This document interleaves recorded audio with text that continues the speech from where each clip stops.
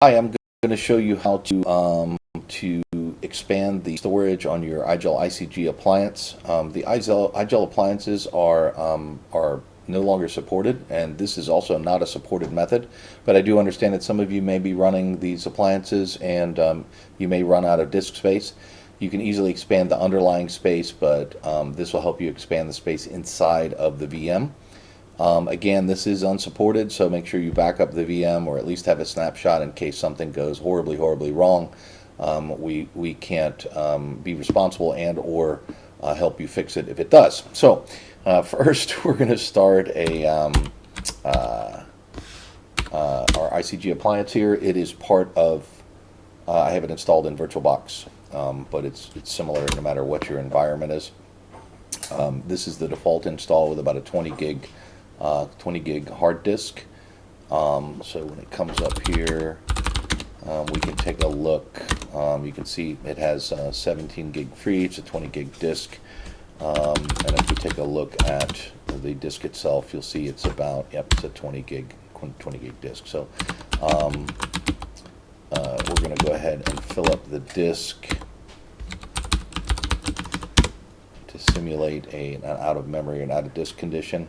And then I'll show you what we're going to be doing. So that we have two scripts.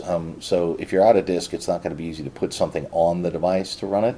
So you can run these from any HTTP, HTTPS. You can do it by SSH as well, whatever suits you. For this demo, you'll see that it's HTTPS in the cloud on DigitalOcean. You can set the swap. This is approximately the swap size that's set by default, about 900 megs. You can change that to whatever you want. But so what we do is we do some calculations. We turn the swap off. We redo the partition table. We remove the swap from the FS tab because the UIDL change. We also do a little cleanup as well. We reinstall Grub just in case. We take a look at how much space is left, and then we reboot. And then there's the part 2. So part 2, we recreate the swap. We add it back to FS tab, we turn it on, we resize the root partition, then we show how much space is left, and then we reboot. It's pretty painless. Let's take a look here. So we are now officially out of disk space. You'll see we're at 100% utilization. So let's go ahead and power this off. Now, depending on the virtualization environment you are using, this doesn't really cover how to expand the disk, but for VirtualBox, it's a pretty straightforward thing. So we'll go ahead and do that and restart. So we're going to resize it to about 60 gigs here. Let this guy boot back up. So this resizes the underlying the underlying disk, but it does not resize the partition tables or the file system on the ICG appliance. So here we are. We can take a look. We can see we're still completely full. But if we do a fdisk, we can see that the disk is now 59.1 gig. We just need to rewrite this partition table, and that's what these scripts will do. So we're going to use wget, and we're going to get it from my space.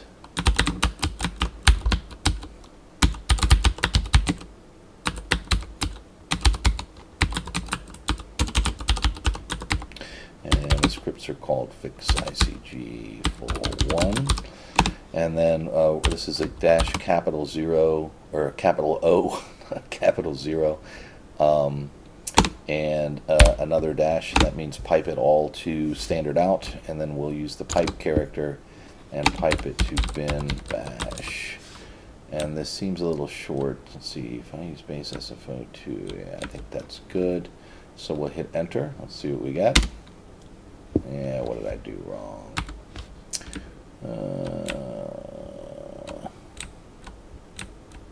I thought it seemed short. Alright, so same thing.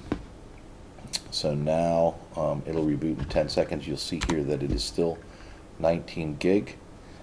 So the device will go ahead and reboot. But what we did there was rewrite the partition table, and the reboot is necessary for the kernel to reread it.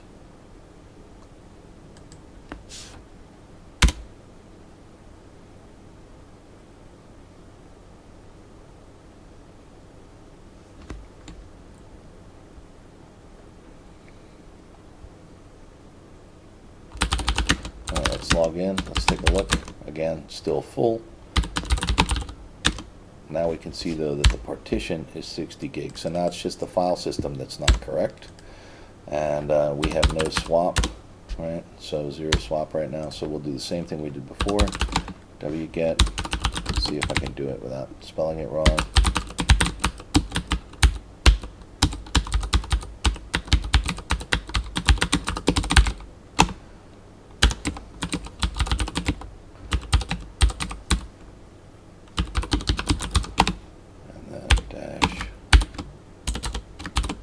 Capital O, another dash, pipe it to bin bash. And so now it's going to resize the file system, and now you can see here it is 58 gigs. So let this guy reboot.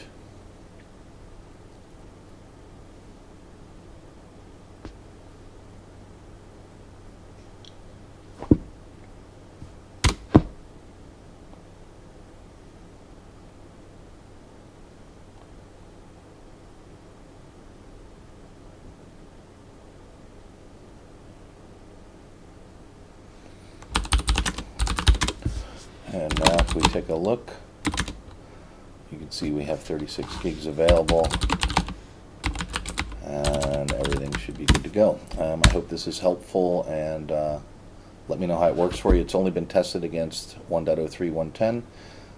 It certainly could be modified for other things, but it is really designed just for this particular version of the ICG appliance. Thank you very much, and good luck.